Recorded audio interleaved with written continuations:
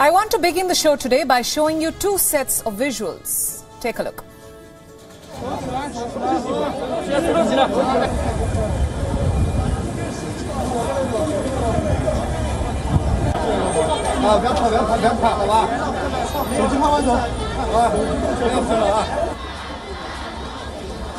These were the latest scenes from China and Iran. What did you see there? Spot any similarities? We'll tell you what we see. Two distinct authoritarian regimes led by two distinct hardliners. Two regimes grappling with rare dissent. And on the streets, we see a cry for freedom. So on Gravitas tonight, we draw parallels between what's happening in China and Iran. In China, crippling restrictions have stifled residents. They have strangled the economy. And residents are now revolting. And in a sense, Iran is also witnessing a similar movement against patriarchal ideology, a fight for human rights. So on the show, we question, will these protests amount to a change in status quo? Will they rattle the powers that be? Stay with us.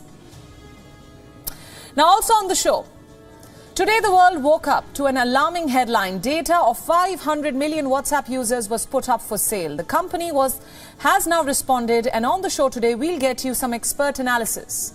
Was this a data breach? What's at risk when your phone number is put up for sale?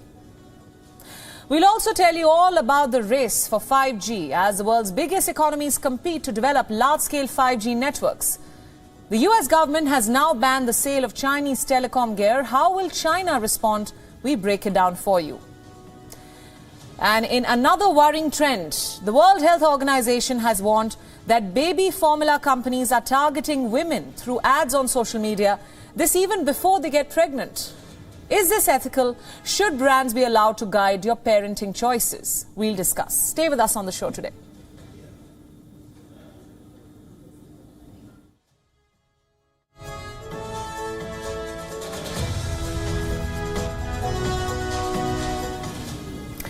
Is China witnessing another Tiananmen moment?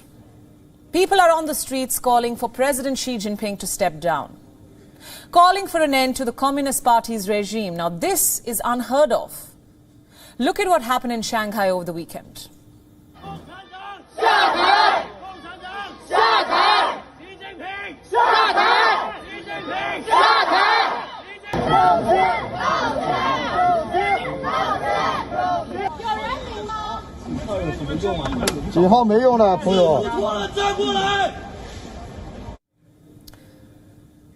The people of Shanghai are calling for freedom. It's déjà vu for the Chinese Communist Party, which is haunted by this word, freedom.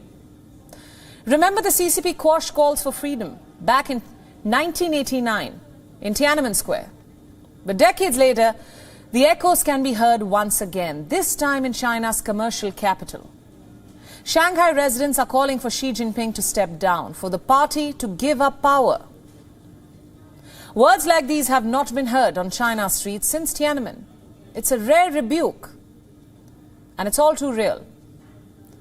The protests have now spread to all major cities of China: Beijing, Wuhan, Guangzhou, Chengdu, Xi'an.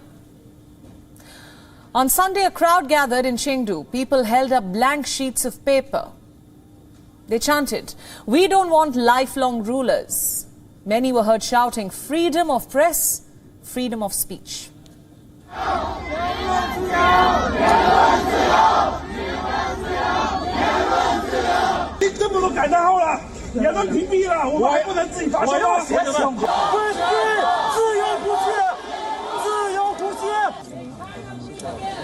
Make China great again!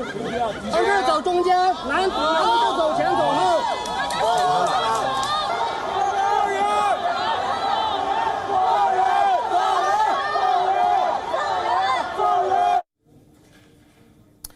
Meanwhile, in Wuhan, people smashed through metal barricades, tore down COVID testing tents as they demanded an end to lockdowns. Just look at this.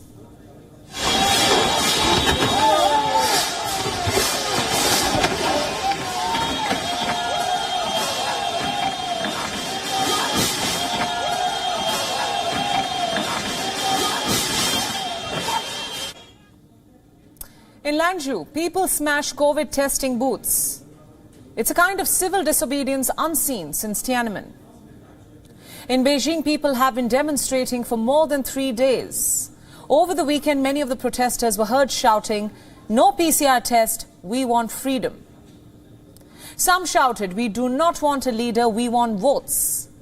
Do not be a slave, be a citizen."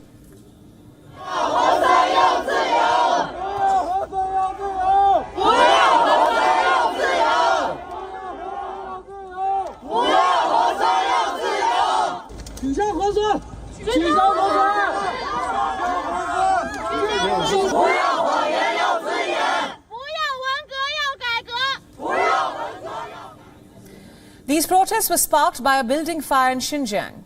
10 people died in its capital city of Urumqi. Locals are pinning the blame on zero COVID. They say COVID measures hampered the rescue efforts and the ambulances reached too late.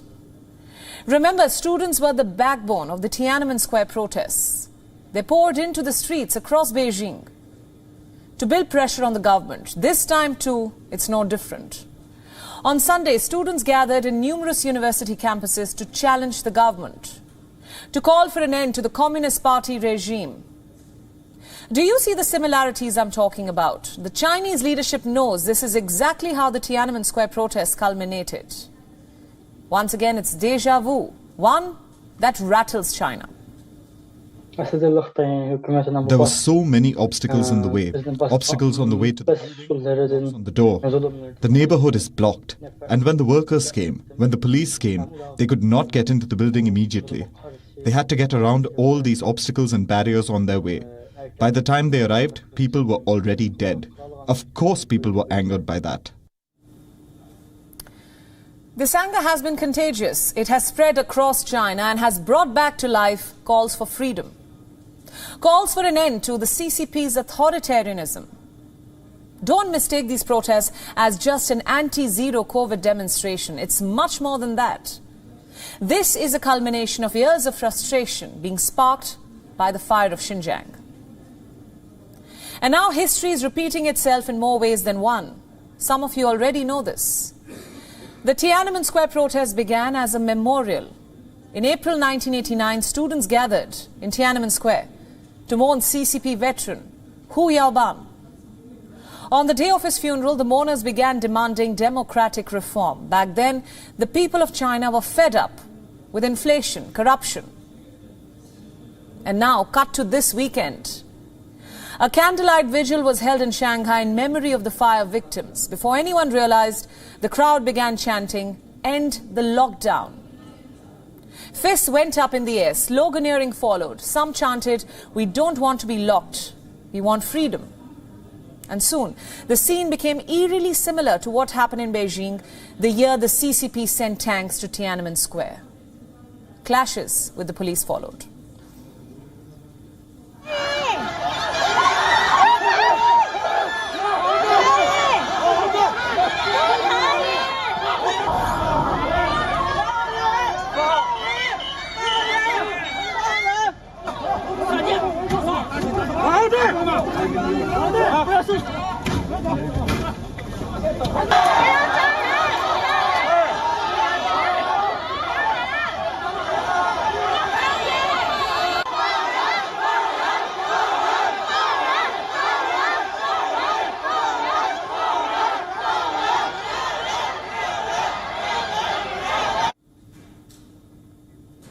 Do not forget, this is not Hong Kong, this is mainland China. All of this is happening in mainland China, under the very nose of Xi Jinping. He's been in power for more than a decade now, and never before has he faced such dissent. Xi thought his biggest hurdle was behind him. He had managed to impress all CCP members at the party congress. With the third term, he thought he had won it all. He had tightened his grip on power. And now was his time to enjoy unlimited power. You know, be president for life. But these protesters have other plans. They want Xi Jinping to go. They are talking freedom, free press, votes, ballots. They are holding a blank paper to Xi Jinping, holding him accountable for COVID mismanagement. try and understand the repercussions of what's happening. This is a country that is obsessed with the idea of obedience, of stability. But now headlines worldwide are talking about the churn in China. Outside too, there are people calling for the country's freedom. Protesters have gathered outside the Chinese embassy in London. Calls for China's freedom were also heard in Sydney, even in Hong Kong, where a group held white sheets of paper and flowers in solidarity with the protesters. Take a look. You know, this is the first time that you see on the streets of Shanghai people calling down with the CCP or calling Xi Jinping to be out, for example, and that's a major escalation in the struggle in China for democratic rights. At least Chinese students, most of them don't know what happened 30 years ago. I'm a little bit worried about their freedom may be taken by the government. Freedom, freedom for China! Freedom, freedom for China! Freedom, freedom for China! Freedom, freedom for China! The question is, will these protesters manage to do what the demonstrators in Tiananmen could not? Also, how will China respond to this mass movement? Will it roll back the contentious zero-COVID policy? A bigger question, can it even afford to do so? Let me tell you why I'm saying this. Like we have been telling you on the show, there are doubts about the effectiveness of the Chinese vaccines that the state has given to its people. Estimates say less than 60% of China's citizens have received a booster shot. There are also doubts about China's ability to handle a large-scale mess when it comes to COVID-19, a large wave of cases. According to some reports, China has only 4 hospital beds for every 1,000 people. So come a big wave, China's healthcare system would simply collapse. COVID cases have touched a record high once again. And China seems to be in no mood to roll back its COVID policy. What you mentioned does not reflect what actually happened. China has been following the dynamic zero-COVID policy. We believe that with the leadership of the Communist Party of China and cooperation of the Chinese people, our fight against COVID-19 will be successful.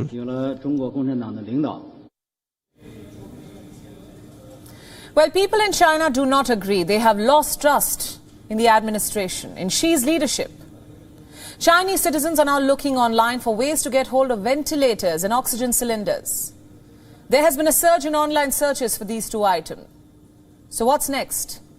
Where do these protests go from here?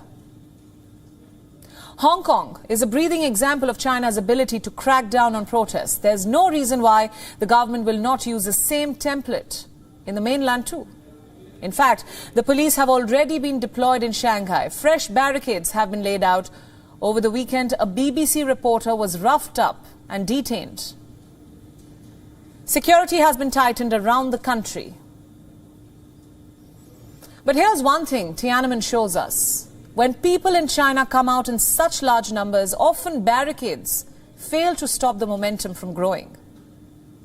Like we just told you, what's happening in China today has an eerie resemblance to what happened back in 1989. This is exactly how the movement in Beijing had culminated.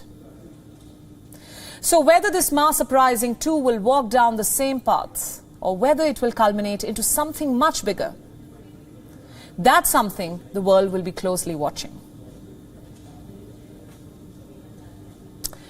And from one draconian regime, let's turn to another. Iran. It's also in the grip of unrest. Only that the protests in Iran have been on for more than 3 months now, and they're getting much bigger. And definitely much more fierce when compared to China. That said, there is a sort of underlying similarity in both these protests. We've seen the visuals. For one, the manner in which they started. In both cases, the protests started and gained strength. Over the unwarranted killings of civilians, the reasons were not the economy or political decisions, but simply the way these respective regimes treated their people, the way they trampled upon their rights to enforce their will. Secondly, the protests are in a sense a grassroots movement. They started from the unlikeliest of places, from quaint towns and cities that one doesn't really expect to rise in revolt. This only demonstrates that ordinary citizens, unlike their counterparts in big cities, still have the courage to stand up against state-sponsored brutality. Coming now to the third similarity, the way both these protests in China and Iran are being handled. Remember, both China and Iran are authoritarian regimes. Likewise, their response is nothing short of ruthless. They're both trying to crush the protests with a heavy hand. Look at these numbers now. Since August this year, more than 18,000 protesters have been detained in Iran. 18,000. And how many have been killed? More than 450 according to official estimates. This figure includes 63 minors. Yes, in its quest to end the protests, the Iranian regime isn't even sparing the minors. And why talk about just minors? It's not even sparing its own kin. Look at the images on your screen now. That's Farhadi Moradkhani, the latest detainee who surprisingly, more like shockingly, happens to be the niece of Iran's supreme leader, Ayatollah Ali Khamenei. I'm not talking just numbers. I'm not making this up. Look at that tweet on your screen now. It's from her brother, Mahmoud Moradkhani. We've translated it from Farsi. He says his sister was arrested by authorities when she went to the prosecutor's office to serve a court order. So what exactly was her crime? This video. Moradkhani uploaded this recently to decry the ongoing crackdown. In this video, she called the authorities led by her uncle a murderous and child-killing regime. Those are strong words. She also called upon people across the world to tell their governments to stop supporting Iranian leaders. Watch this.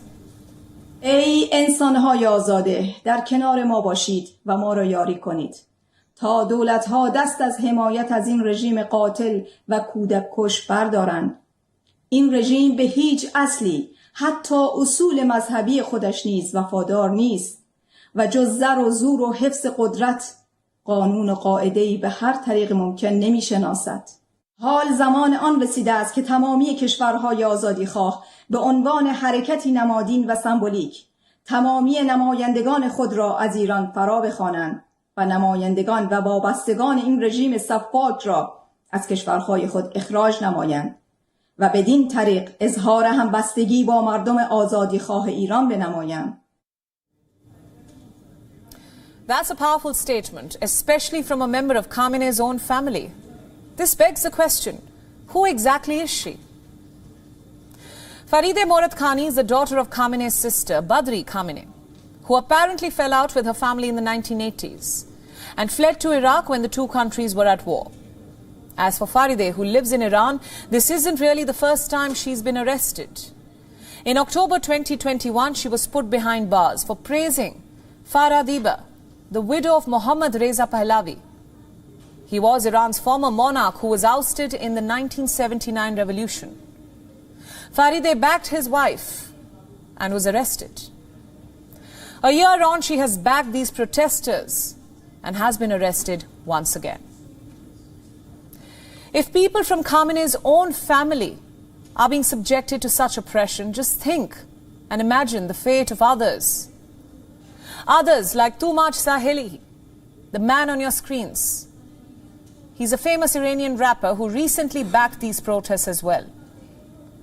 He has now been charged with corruption and could even face a death penalty. Reports say he's been charged with muharabeh. That's a crime punishable by death under Iranian Sharia law. He's being held at an undisclosed location and is being tried without a lawyer of his choice. Tehran expects such punishments would make the protesters retreat. But its confidence seems a bit misplaced because the demonstrations are only gaining more traction. Look at these images. They're from Zahedan, a city in the Sistan Balochistan province. Even conservative women here have hit the streets in support of their comparatively younger fellow citizens. And then we have images like these. They're from the industrial hub of Isfahan. These are steel workers staging a walkout, abandoning their jobs in support of protesters.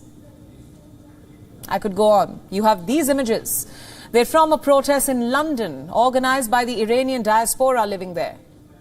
It was attended by a host of activists and artists. Most of them either shaved their hair or cut them off in support of women's rights in Iran. The images were moving, to say the least.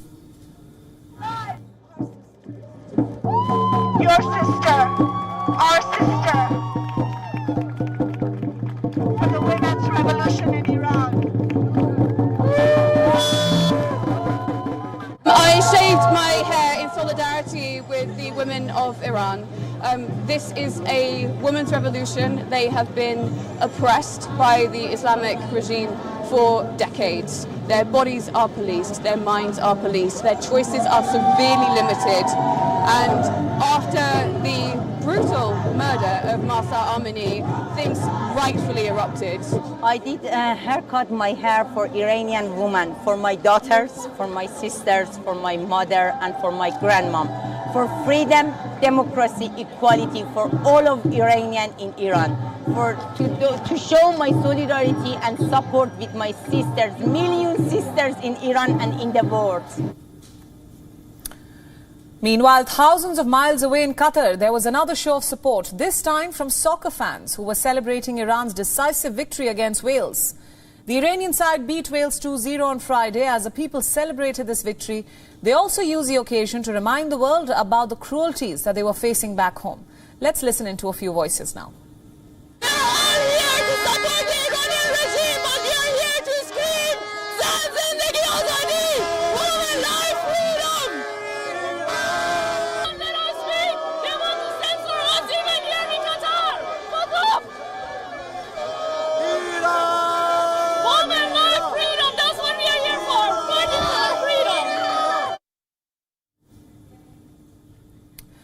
So at the end of the day, the protests in Iran are no longer an internal matter. They've become a global movement of sorts.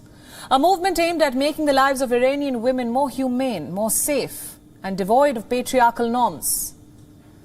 But what this movement also depicts are the limits of people's power. Yes, the protests may be gaining momentum, but have they yielded any significant results? Have they led the authorities to rethink their policies? Will Khamenei really remove the country's rigid dress code? It's been 3 months and counting. Forget listening to the protesters. The regime hasn't even acknowledged their concerns. This has been the status quo in every movement that has erupted in the country. There's no saying if this status quo will change. For all you know, these protests might just fizzle out. But that doesn't mean that the people of Iran should give up.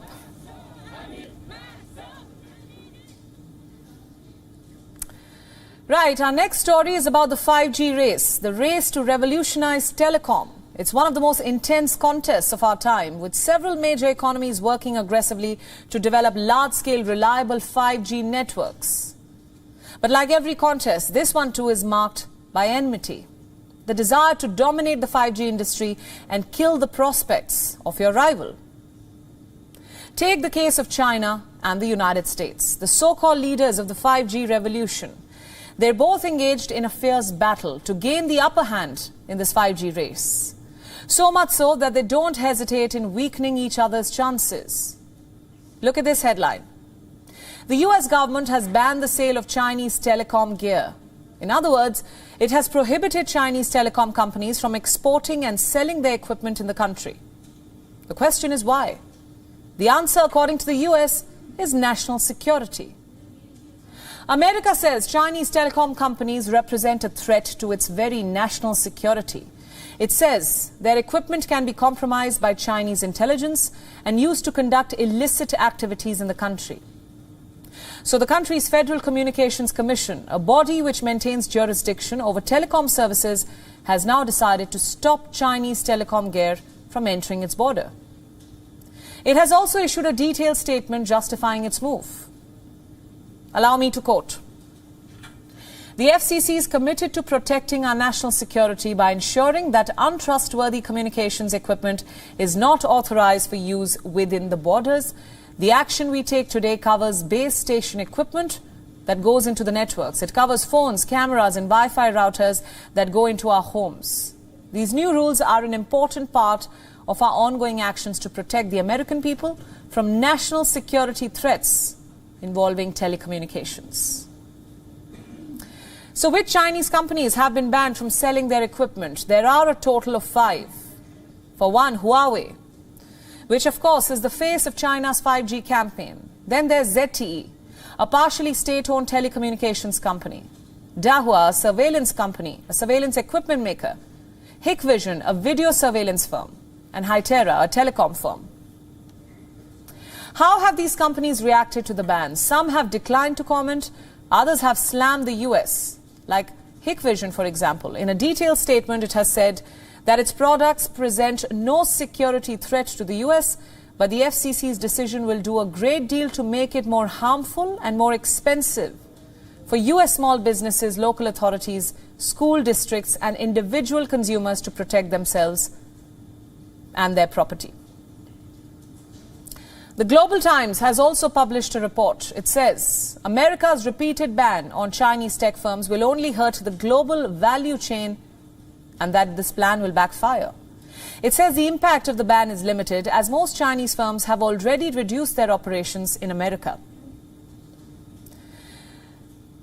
But here's what's the most telling excerpt. The so-called national security threat is groundless. It has become increasingly clear that the US's crackdown has seen diminishing marginal effect, while Chinese technology firms can not only survive, but will keep growing. So is there any merit to what China is saying? To some extent there is. Take the case of Huawei. According to analysts in 2021, Huawei's net profit surged 75.9%. The firm's total sales income totaled a whopping 636 billion yuan. And all this is despite America's crackdown on the telecom giant. Remember, in 2019, it put Huawei on a trade blacklist, which barred the US supplies from doing business with the company. Then in 2020, the US further tightened its restrictions to hinder Huawei's ability to obtain semiconductor chips using American-made software and technology. Then in June 2021, Washington further hit Huawei's American suppliers with restrictions that prohibit them to work with the company. But despite that, Huawei reported profits. What does this tell you? That despite all of America's efforts, China still has a definitive edge in the telecom race. It has more 5G subscribers than the US. It has more 5G smartphones than the US. It has a more widespread 5G coverage. And 5G connections in China are on average faster than the ones in America. So to put it simply, America may have restricted Chinese telecom companies on its soil, but these companies are neither short on an alternative market, nor are they lacking in progress. The battle isn't even a close one. Let's move on now and talk about sales. Believe it or not, at a time when rising costs of living and inflation are making headlines, the US shopping season has broken records. Black Friday online sales hit $9.12 billion. What does this mean? Is the world bouncing back economically? Or is there more to the story? Our next report breaks it down for you. Take a look. The US festive shopping season begins on Thanksgiving week. The day after Thanksgiving is known as Black Friday. You may have heard of it. Like Hollywood and Halloween, it's another American cultural import. And this year it has surpassed expectations. Like before the pandemic, shoppers in the US queued throughout the night, waiting for shutters to go up at 5 a.m. Like before the pandemic, they camped out through the night, outside their favorite outlets, hoping for a good deal. In some outlets, there wasn't space to move. Before the shopping season began, retailers were cautious. A rise in global inflation had made them wary. Black Friday weekend was going to be an indicator. Help them judge how the shopping season would progress. And the plan seems to have worked. According to Adobe Analytics, Black Friday online sales hit $9.12 billion. It's a new record. Monday will round off the bumper sales weekend. It's called Cyber Monday.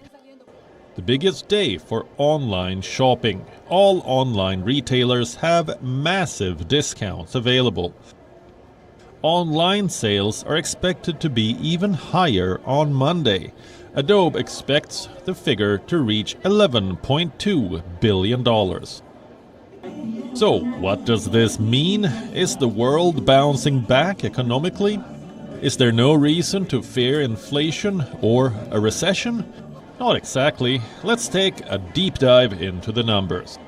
While online sales did break a record, they were only up by 2.3%. That isn't much, especially when inflation is at about 8%. Speaking of inflation, how much did it affect Friday's sales numbers? Did the number of items sold increase, or did higher prices pad up the revenue figures? We'll find out once in-depth research is conducted. Another thing to consider is what were people buying? This Times report says that sales weren't even across price brackets. Low-cost brands and high-end products saw the biggest crowds. Middle market stores didn't see too many buyers. Of course, one reason could be the change in how people shopped. Adobe says online shopping, especially on cell phones, saw a spike. 48% of e-commerce sales happened over mobile, up from 44% last year. It reflects the changing trends in customer behavior, especially after COVID lockdowns. But another type of shopping grew too. Buy now, pay later. It's when you shop using a credit line provided by the retailer. Adobe says this trend shot up by 78% on Black Friday. Compared to the previous week, this poses its own dilemma. What if people can't pay later? Economic conditions could force them to cancel their payments, and even in general, goods could be returned. The rising cost of living may still bump up returns compared to earlier years, so we won't know the final sales figures from Black Friday and Cyber Monday for some time yet. As things stand, retailers will need more time to see how much inflation actually bites into the festive season.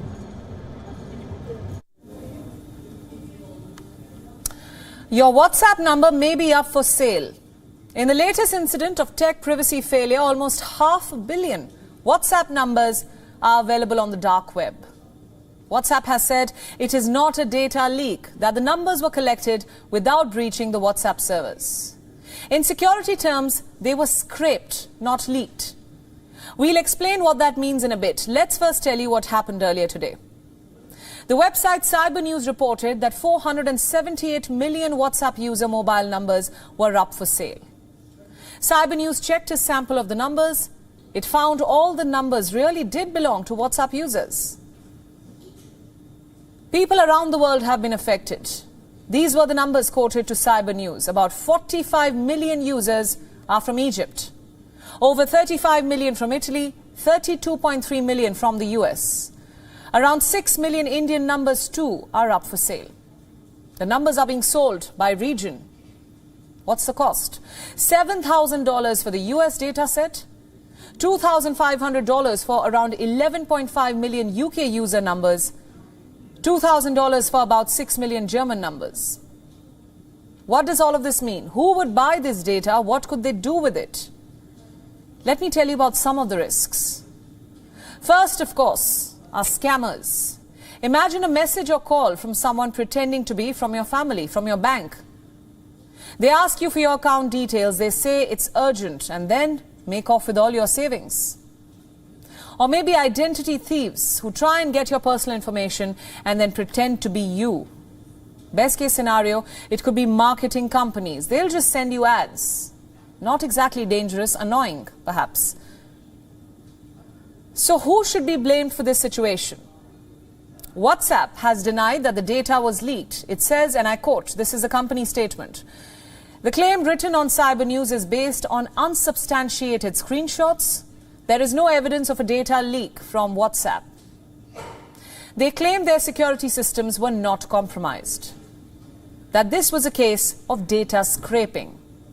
What does that mean?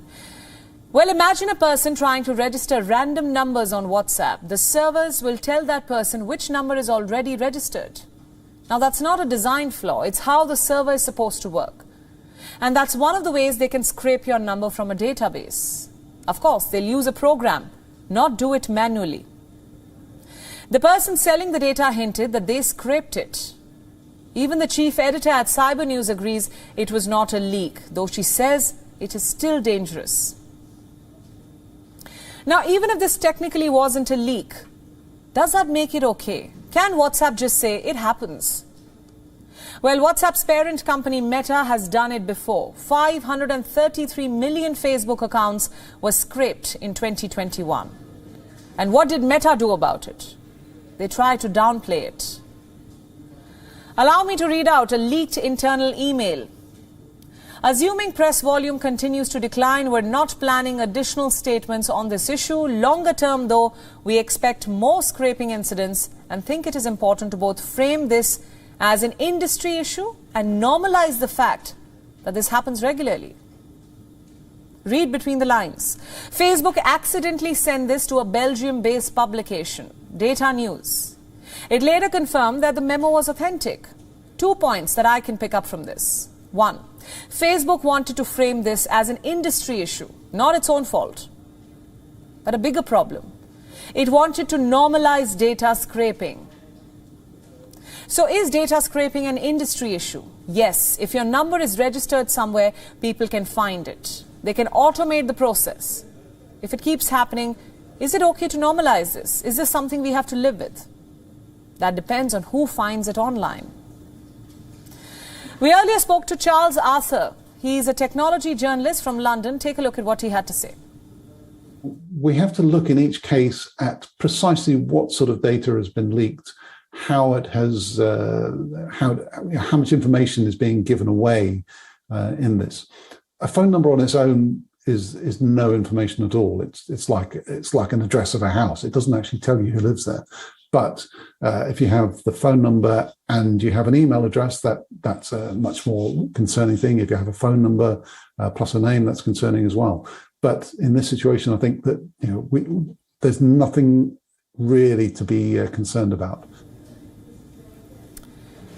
This latest incident has put numbers online. Cyber News lets you check if your data has been leaked. Even if you find out your number is online, what can you do except change it? And perhaps you won't want to do that. If nothing else, people need to be cautious when dealing with unknown numbers.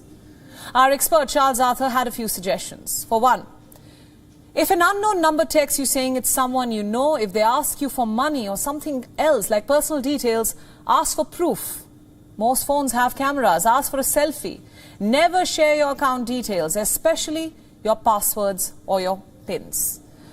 Now, there isn't much you can do besides being careful. In a world where we give out our numbers everywhere, to every app we use, every subscription we sign up for, someone will find our number and what we use. They may try and scam us, but sometimes the simplest solution is the block button. Now, since we're talking about data privacy, let me ask you, if you're a new parent, what's on your Instagram newsfeed?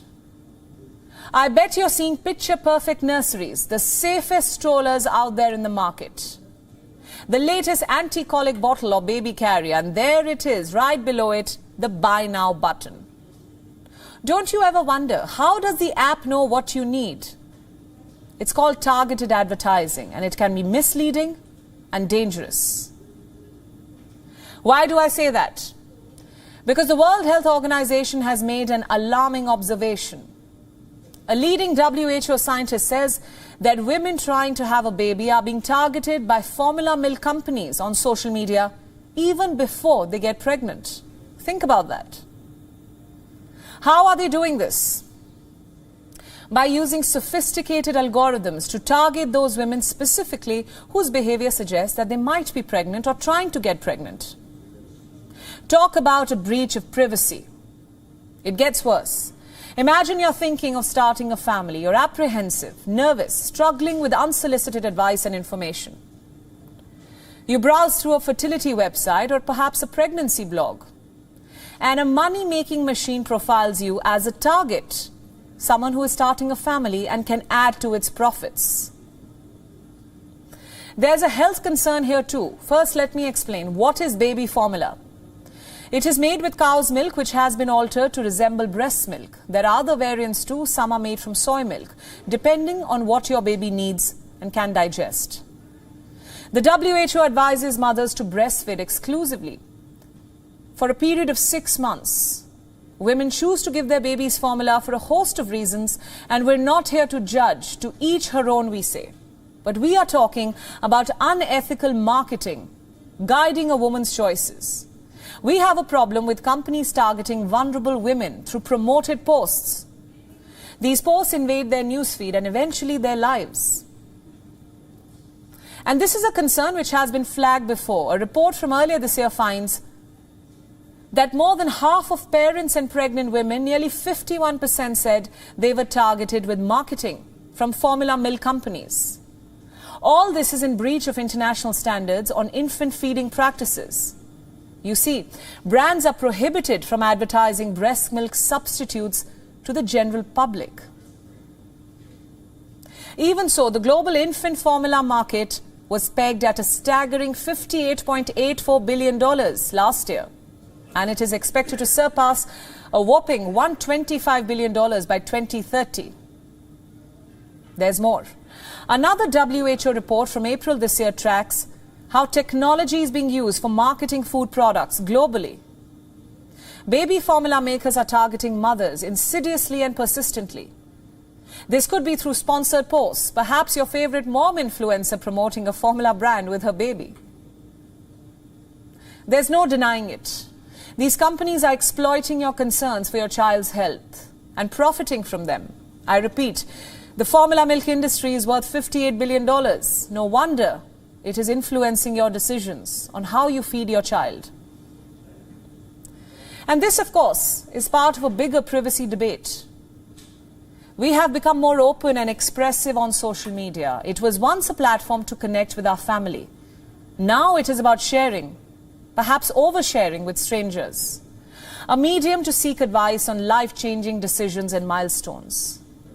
And be it Facebook or Instagram, they show you curated ads. They track your data, your online behavior, and entice you to make certain choices. And you eventually click on buy now. So what should you do?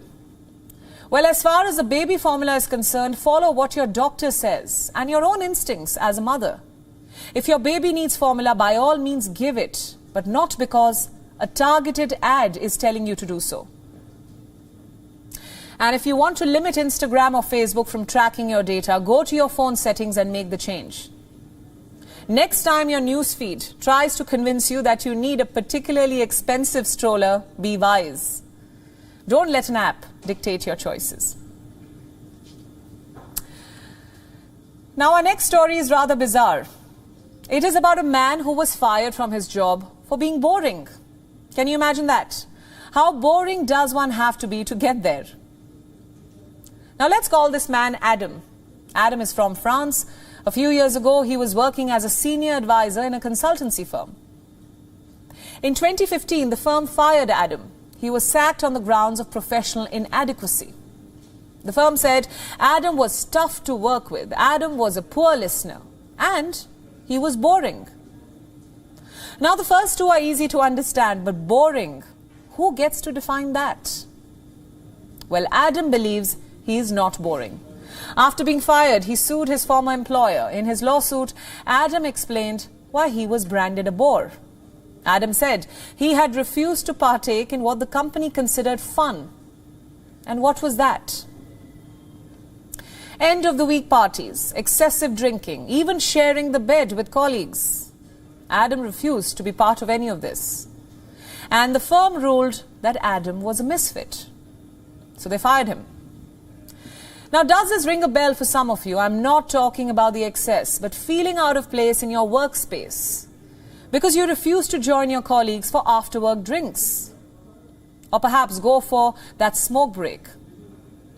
Have you ever felt left out of important decisions because you were considered an outsider? This problem has been part of our work culture since time immemorial. It is not an unusual instance for professional decisions to be made outside the office and perhaps over a drink or over a game of golf. Promotions are handed out depending on your rapport with your manager after work. So if you brunch together, professional growth is assured. If not, you may find it hard to climb up the ladder. It's a toxic culture, also a bitter reality, one that makes employees across gender uncomfortable, especially women. But this reality has been brought to light through Adam's case. The good news is that the court ruled in Adam's favor. It has said that Adam had a fundamental right to dignity and respect of private life. Thank God for that. The French court went on to say that Adam's former employer engaged in quote-unquote humiliating and intrusive practices regarding privacy, such as simulated sexual acts, the obligation to share a bed with a colleague during seminars, the use of nicknames to designate people, and hanging up deformed and made-up photos in offices. Bizarre as this story may be, it leaves us with extremely important questions that must be asked. For example, is it fair for some employees to lose out because they chose to compartmentalize their personal and professional lives? Isn't there something fundamentally wrong in punishing a worker just because she refuses to hang out after hours, after work hours? Or because he chooses to prioritize family life? Should a colleague be marked out of important meals because he isn't a member of the post-work drinks club? While having a working and cordial relationship with colleagues is non-negotiable, expecting anything more is highly unprofessional too.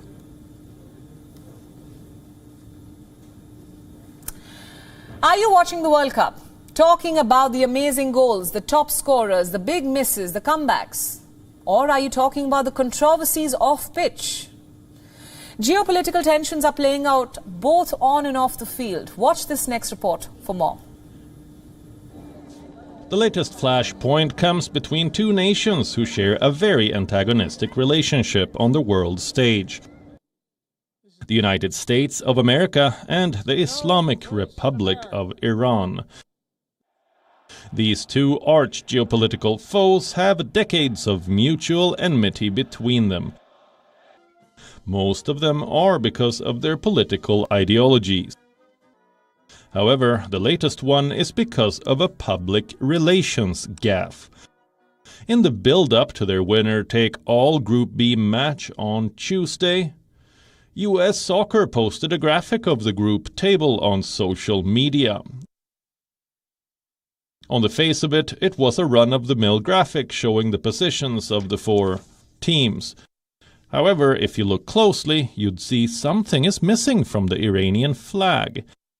3 horizontal bands in red, white and green with the word Allah appearing in stylized script were absent from the modified flag. This did not go down well with the Iran Football Federation. They lodged a complaint with World Football's governing body, FIFA. They demanded removal of the US from the World Cup and a 10-game suspension for the USMNT. That's the US men's national team. The post was eventually removed from all official US soccer feeds, but not before they claimed it was to show support for the women in Iran who were fighting for basic rights. The controversy almost certainly guarantees that the upcoming game will carry a crackle of political tension. As the Iranian regime, which is currently facing one of the boldest anti-government protests, had already blamed foreign foes and their agents for the unrest. This is the second controversy in the lead-up to Iran's clutch contest. On Sunday, Iran coach Carlos Queiroz made a scathing attack on German World Cup winner Jürgen Klinsmann, who contested Iran's gamesmanship and claimed it was part of their culture. The furious Iranian manager responded to Klinsmann's comments and demanded a resignation of the German from FIFA's technical study group. all eyes will be on the play on the pitch when Iran take on the US tomorrow. And with that, it's a wrap on the show. Thanks for watching Gravitas with me, Priyanka Sharma, leaving you as always with Gravitas images.